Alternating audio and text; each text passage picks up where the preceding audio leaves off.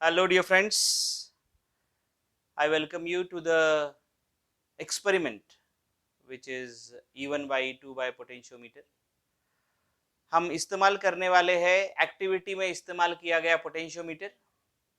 Potentiometer में क्या होता है ये पहले देखेंगे वापस एक बार. एक 400 सेंटीमीटर लॉन्ग वायर है, 400 सेंटीमीटर लॉन्ग वायर. हम क्या करेंगे अभी हम आज पहले पोटेंशियोमीटर सर्किट बनाएंगे. एक 400 सेंटीमीटर लॉन्ग वायर ली मैंने और फिर क्या किया, उसको एक ड्राइवर बैटरी लगा दी. ये हमने लास्ट टाइम किया था. याद रखिए ये जो ए टर्मिनल है इसको ड्राइवर बैटरी का पॉजिटिव टर्मिनल जाना चाहिए. ओके, ड्राइवर बैटरी को सिंबल उन्होंने टेक्स्ट में जो इस्तेमाल किया है अपने बुकलेट में वही ES यानी सोर्स. फिर मैंने यहां क्या किया था याद है लास्ट टाइम, यहां मैंने की रख छोड़ी थी. This is the key K to start and stop the current. To manage the current क्या है ये, एक रियोस्टैट लगाया गया था, to manage the current, that is B. और फिर हमने क्या किया था, यहां से एक वायर निकाली थी और वो वायर हमने वोल्टमीटर को दी थी और अलग अलग लंबाई पे हमने अलग अलग पोटेंशियल डिफरेंस आता था ये प्रूव किया था. Go on increasing the length, we had proved V is directly proportional to L. The potential difference extracted from this battery, अगर ये 5 वोल्ट की बैटरी है और इंटरनल ड्रॉप और रियोस्टैटिक ड्रॉप 1 वोल्ट का होता है, तो potential difference which can be extracted from this will be 4 volts. और जैसे जैसे मैं लंबाई बढ़ाता हूं 50 सेंटीमीटर पे 0.5 वोल्ट, 1 मीटर यानी 100 सेंटीमीटर पे 1 वोल्ट, 150 सेंटीमीटर पे 1.5 volt and so on and so fourth आया था. आज मुझे दो सेल्स का EMF कंपेयर करना है with the help of potentiometer. I have to compare the EMF of two cells E1 and E2. How the two cells should be, दो method है, इंडिविजुअल और सम एंड डिफरेंस मेथड. वो दो sales जिनका EMF मुझे compare करना है वो कैसे चाहिए, तो ये जो दो सेल्स है जिसका EMF मैं कंपेयर करने वाला हूं उनका joint EMF E1 plus E2 ये इसके पोटेंशियल डिफरेंस से कम होना चाहिए. और दूसरा, इंडिविजुअल सेल के वक्त पहले बात करूंगा कि आई विल बी कनेक्टिंग यहाँ पे जहां मैंने वोल्टमीटर कनेक्ट किया था, वहां पे I will be connecting what, I will be connecting the cell. ये है E1 और यहाँ पे है E2. याद रखिए ये E1 और E2 के पॉजिटिव टर्मिनल यहाँ चाहिए और एट अ टाइम एक ही सर्किट में चाहिए. Is it not? We don't want two cells at a time in the circuit. इसलिए वन वे की इस्तेमाल करो, नहीं तो 4 वे की इस्तेमाल करो. क्या होगा, मैं दो कलर से दिखाऊंगा आपको. ये ऐसा कनेक्ट जब किया जाएगा तो E1 आएगा सर्किट में और ये जो नीचे से डॉटेड लाइन दिखा रहा हूं अभी यहाँ पे, इसको निकाल के अगर मैं ये कनेक्ट कर दूंगा तो E2 आएगा. यानी इंडिविजुअल सेल है, एट ए टाइम एक ही सेल सर्किट में आ रहा है, आइदर E1 और E2. आप अगर दूसरा तरीका देखो, यहाँ पे आप सिंगल की लगा सकते हो जैसे यहाँ लगाई गई है, नहीं तो एक 4 वे इस्तेमाल करो तो भी चलता है. Either way it works actually. फिर यहाँ पे मैं लगाने वाला हूं एक गैल्वानोमीटर. गैल्वानोमीटर लगा देने के बाद पहले मैं चेक करूंगा गैल्वानोमीटर को जॉकी को लगा के कि क्या सर्किट कनेक्शन सही है. सर्किट कनेक्शन सही कब होंगे, जब मैं ये जो जॉकी है इसको यहां टच करूंगा, डिफ्लेक्शन एक साइड आएगा और E1 के लिए दैट इज, और यहां टच करूंगा डिफ्लेक्शन दूसरे साइड आएगा. ऐसा है तो फिर सर्किट सही है. Then I will go ahead, I'll tap the jockey at the various points and I will find a point along the length of the wire where there is no deflection. What is happening when there is no deflection? The potential difference extracted from this battery V1 suppose becomes equal to the EMF of the cell E1 which is equal to K into L1, where K is potential gradient जो हमने last time निकाला था. फिर ये की को इधर डाल दूंगा, सेम प्रोसीजर, की को इधर डालने के बाद चेक करूंगा कि कनेक्शन सही है या नहीं। अगर कनेक्शन सही है, यहाँ पे एक साइड पे डिफ्लेक्शन, यहाँ पे दूसरे साइड पे डिफ्लेक्शन, फिर I'll again go ahead and check out a point along the length of the wire where the galvanometer is not showing any deflection, and then V2, that is the potential difference extracted from this battery, is equal to the EMF of the cell, which is equal to K into L2, and then we will have E1 upon E2 is equal to L1 upon L2. This is my first part of the experiment. Okay, rheostat की position बदल के वापस एक बार experiment हो सकती है, और एक बार बदल के और एक बार रिजल्ट आ सकता है। L1 बदलेगा, L2 बदलेगा, L1 अपॉन L2 कांस्टेंट रहेगा। इंडिविजुअल सेल की बात हो रही है। E1 और E2 is equal to L1 upon L2। आपके एक्सपेरिमेंट में आपको 3 रीडिंग लेने हैं, हम यहाँ आपको एक रीडिंग लेके दिखाएंगे। चलिए देखते हैं, आइए सेटअप पे। Okay, I request Vicky sir to just check out the setup. मैं पहले आपको एक्सप्लेन करने जा रहा हूं पोटेंशियोमीटर सर्किटरी। ये है पोटेंशियोमीटर, यहां से बैटरी, ये हमारी बैटरी है, बैटरी के पॉजिटिव टर्मिनल को गया है, बैटरी का निगेटिव टर्मिनल गया है की का दूसरा टर्मिनल रियोस्टैट के फिक्स्ड को, रियोस्टैट का वेरिएबल यहाँ पे, ये पोटेंशियोमीटर आ गया। अब ये दो सेल्स है, एक कौन सा है रे, ये है डैनियल सेल, ये कौन सा है रे, ये है लेक्लांच सेल। तो late us see how Vicky sir is performing the experiment.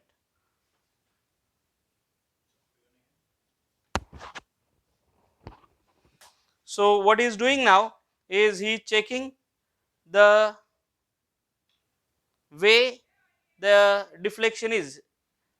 एक सेल लगाया हुआ है सर्किट में, डिफ्लेक्शन कौन से साइड पे आया चेक कीजिए वापस एक बार। डिफ्लेक्शन इज ऑन द, मेरे लेफ्ट हैंड साइड पे आ रहा है। ओके, मेरे लेफ्ट हैंड साइड पे डिफ्लेक्शन आ रहा है, और लेट अस सी क्या गड़बड़ है क्या सर्किट में। डिफ्लेक्शन आ रहा है लेफ्ट हैंड साइड पे, डिफ्लेक्शन आ रहा है राइट हैंड साइड पे। तो एक बार वापस देखिए सब लोग, डिफ्लेक्शन सही आ रहा है क्या नहीं। डिफ्लेक्शन आ रहा है लेफ्ट साइड पे, मेरे लेफ्ट साइड पे, और डिफ्लेक्शन आ रहा है राइट हैंड साइड पे। इसका मतलब सर्किट सही लगाया गया है, इंडिविजुअल सेल मेथड में सही लगाया गया है। अब ये E1 था, अभी विकी सर क्या कर रहे हैं, तो E1 यानी कौन, Leclanche cell. Leclanche cell is E1, 1.5 volt उसका EMF होता है, ये मैंने आपको इलेक्ट्रोकेमिस्ट्री में पढ़ाया है। और E2 कौन है, तो E2 is Daniell cell, 1.084 standard value 1 के आसपास आती है। और मैंने आपको पहले भी बोला E1 should be greater than E2, so E1 is Leclanche और E2 इज डैनियल। अभी ये 4-वे की का इस्तेमाल करते हुए E1 को सर्किट में लिया था, अब E2 को सर्किट में लेके दोनों साइड पे डिफ्लेक्शन दिखाएंगे सर, और उसके बाद वो नल पॉइंट भी कैसे ढूंढा जाता है वो भी दिखाएंगे। चलो देखते हैं कहां पे आ रहा है डिफ्लेक्शन, एक बार चेक करो। The deflection is okay. ये थोड़ा सा एक्सपेरिमेंटल सेटअप जो है E1 और E2 वाला बहुत ध्यान से करना पड़ता है। ओके, लेट अस सी कुछ गड़बड़ हो रही है क्या। Okay, there is deflection on one side, okay, और there is deflection on the, is there any deflection on the other side, check करियो। okay, so let us see once again, is there any deflection,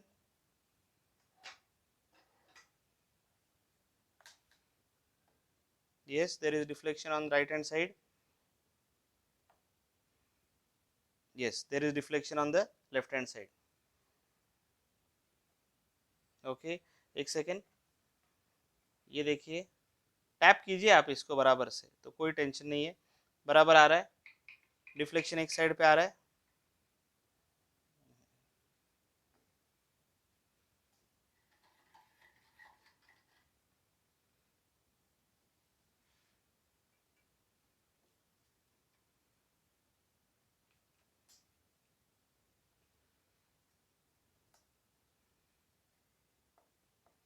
circuit कहीं तो भी out हो गया, late us सी। Deflection एक side पे आ रहा है, रहने दीजिए सर एक सेकेंड, डिफ्लेक्शन अदर साइड पे आ रहा है।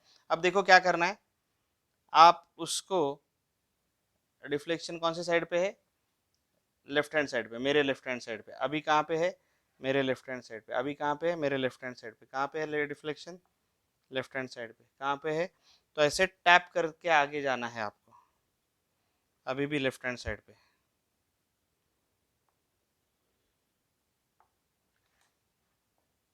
अभी देखो राइट हैंड साइड पे आ गया, यानी नल पॉइंट यहाँ कहीं तो भी होगा बीच में। तो नल पॉइंट के लिए मैं और आगे बढ़ रहा हूँ। अभी भी डिफ्लेक्शन है, देखो डिफ्लेक्शन कम हो रहा है, देखो डिफ्लेक्शन कम हो रहा है।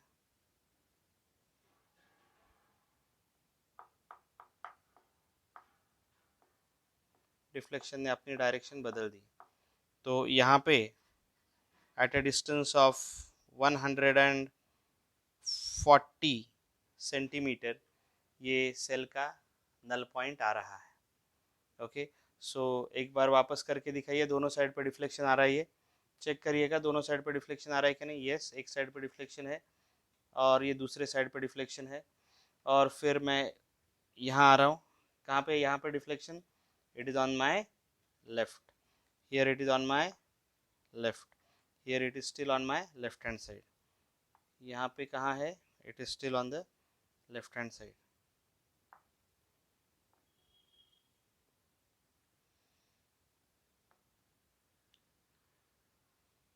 और यहाँ पे वो लेफ्ट हैंड साइड से एज आई टोल्ड यू 140 के आसपास वो ज़ीरो पे जाता है।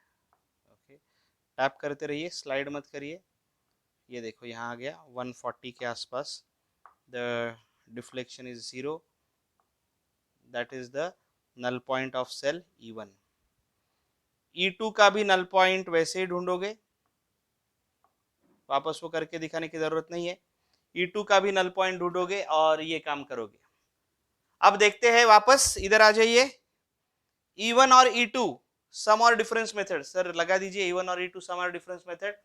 सम और डिफरेंस मेथड में क्या करना है, अभी ये कैसे करना है, तो पहला रीडिंग आ गया आपका, पहला रीडिंग आ जाने के बाद, आपका पहला रीडिंग आ जाने के बाद रियोस्टैट की पोजीशन बदल देनी है, और रियोस्टैट की पोजीशन बदल के आपको दूसरा रीडिंग लेना है, फिर तीसरा लेना है, और तीनों का mean will give you the value of E1/2।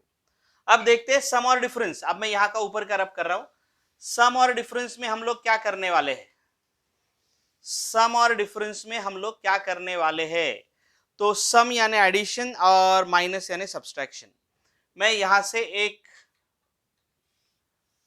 Battery के पॉजिटिव टर्मिनल को दे दूंगा, ये E1 है, याद रखिए बड़ा वाला E1। E1 बोले तो कौन, E1 इज लेक्लांच, लेक्लांच को वहां कनेक्ट कर देना है। और ये जो दूसरा टर्मिनल है लेक्लांच का, वो 4 वे की को देना है, 4 वे की का अपोजिट टर्मिनल देना है गैल्वानोमीटर को। बाकी सब प्रोसीजर आपको मालूम है। अब देखो E1 और E2 कैसे काम करेंगे। व्हेन आई कनेक्ट इट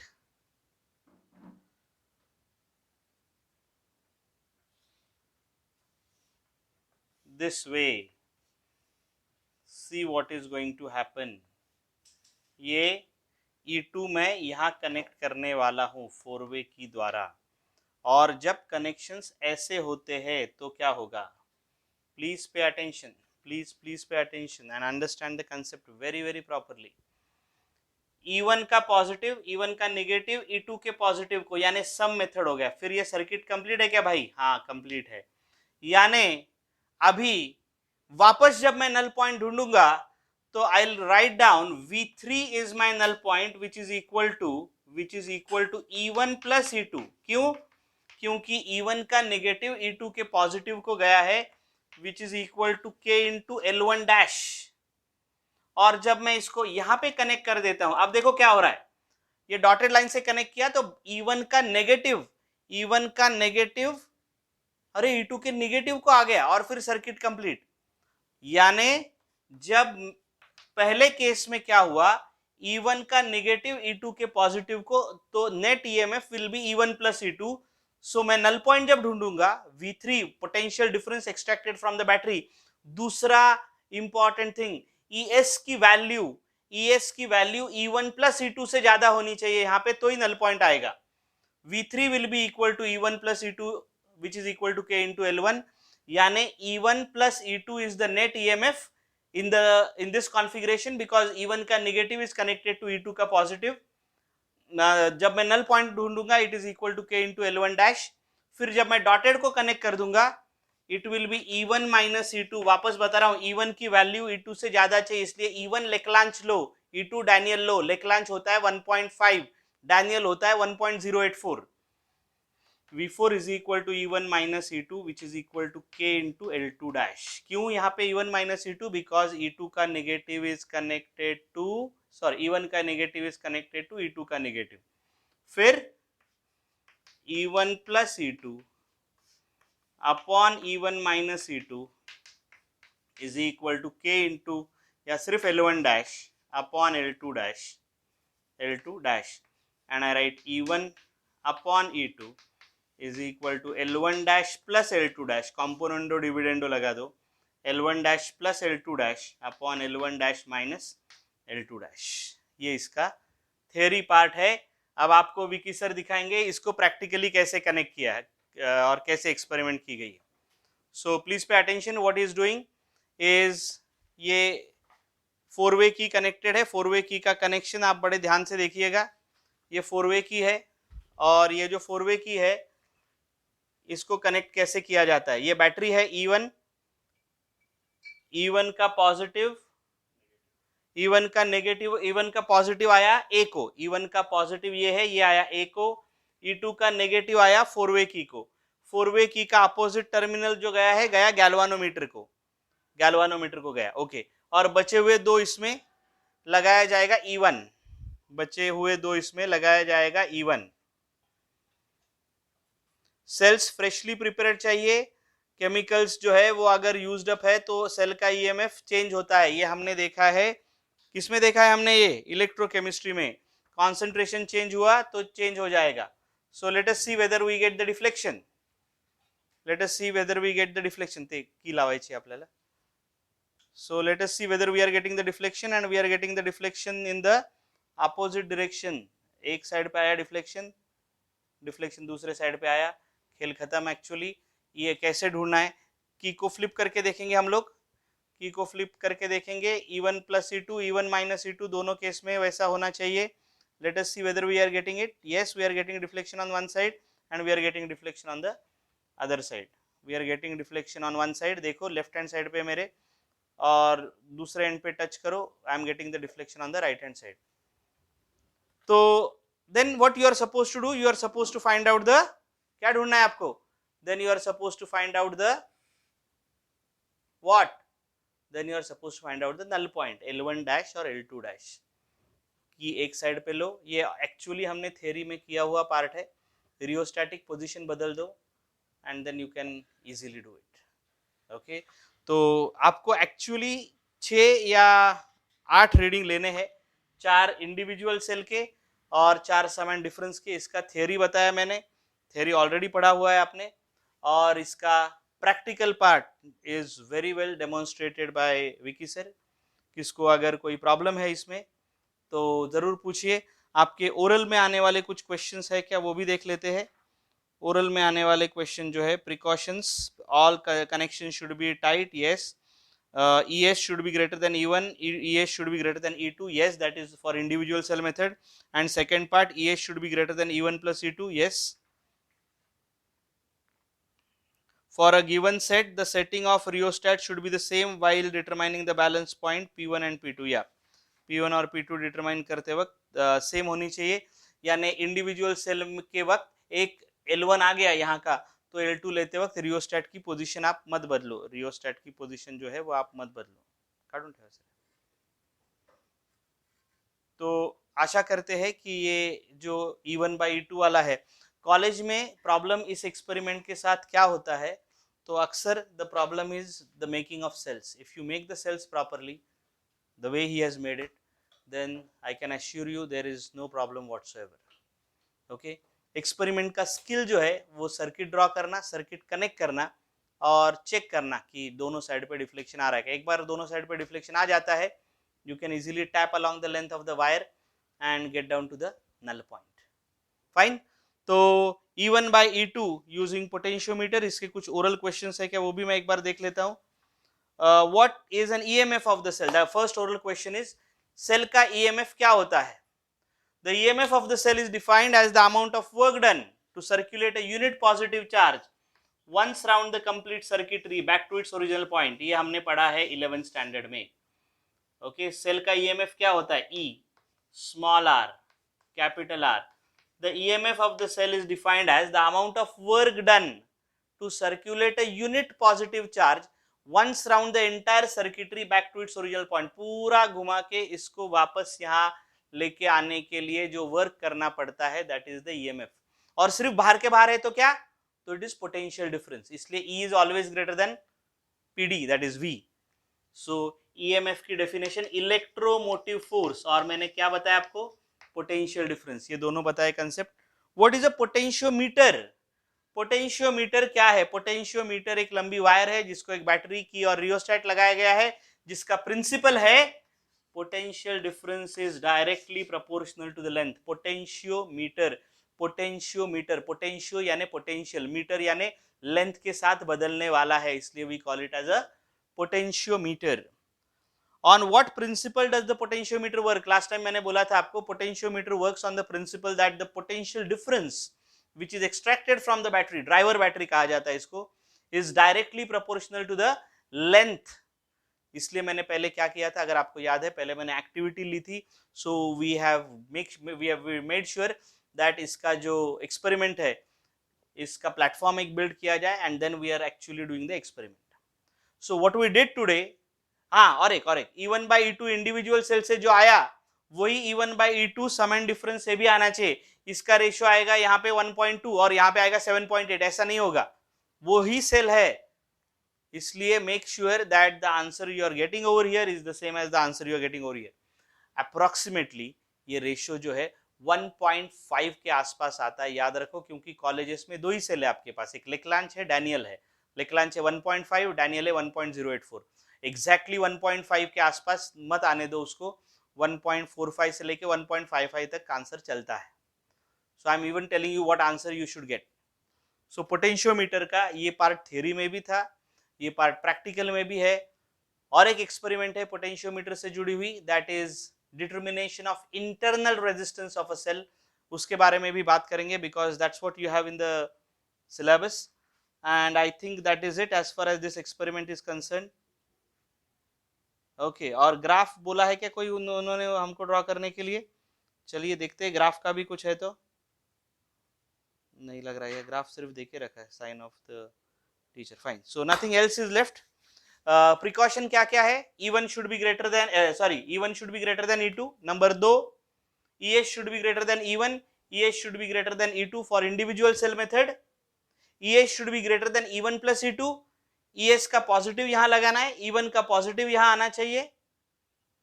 ये अगर नहीं होता है, कुछ ना कुछ वजह से हम भूल जाते हैं, तो इमीडिएटली डिटेक्ट होता है, क्योंकि डिफ्लेक्शन एक ही साइड पे आएगा। आपने सर्किट कनेक्शन में कुछ गड़बड़ी की है तो कुछ नहीं प्रॉब्लम आएगा, आपको सिर्फ जिस पॉइंट पे दिखाई देगा कि डिफ्लेक्शन एक ही साइड पे आ रहा है, आपको सर्किट वापस एक बार लगाना है। It is as simple as that, absolutely no problem. वापस एक बार बताता हूँ, बैटरी के ए से ऊपर के टर्मिनल से, सॉरी बैटरी नहीं, पोटेंशियोमीटर के टर्मिनल से बैटरी के पॉजिटिव को, बैटरी का नेगेटिव की को, की का दूसरा रियोस्टेट के फिक्स्ड को, रियोस्टेट का वेरिएबल बी को, ये पहला सर्किट लगा लेना है। और फिर यहाँ पे एक वोल्टमीटर लगा के चेक करना है कि पोटेंशियल ग्रेडियंट आ रहा है नहीं। फिर E1 उसका बैलेंसिंग लेंथ ढूंढो, E2 उसका बैलेंसिंग लेंथ ढूंढो, E1 by E2 ढूंढो, रियोस्टेट की पोजीशन बदलो, वापस एक बार रीडिंग लो, E1 का बैलेंसिंग लेंथ, E2 का उसका रेशियो, और एक बार लो चाहिए तो 2 या 3 बार रीडिंग लो, you will get E1 by E2 using individual cell method. Sum and difference के लिए this is what you are supposed to. तो आशा करते हैं कि E1 by E2 जो एक सिंपल एक्सपेरिमेंट है, अगर आपको सेल का आइडेंटिफिकेशन है, अभी आपको इलेक्ट्रोकेमिस्ट्री मालूम है, आपको उसका फिजिक्स का भी पार्ट मालूम है, बड़े आसानी से ये रिजल्ट आपका आ जाएगा। तो और एक एक्सपेरिमेंट बाकी है हमारी, that is internal resistance using potentiometer, उसके बारे में भी बाद में कभी बात करेंगे। फिलहाल इतना ही समय है हमारे पास, तो रुक देते आज का काम। Thank you so much guys and girls and have a great day.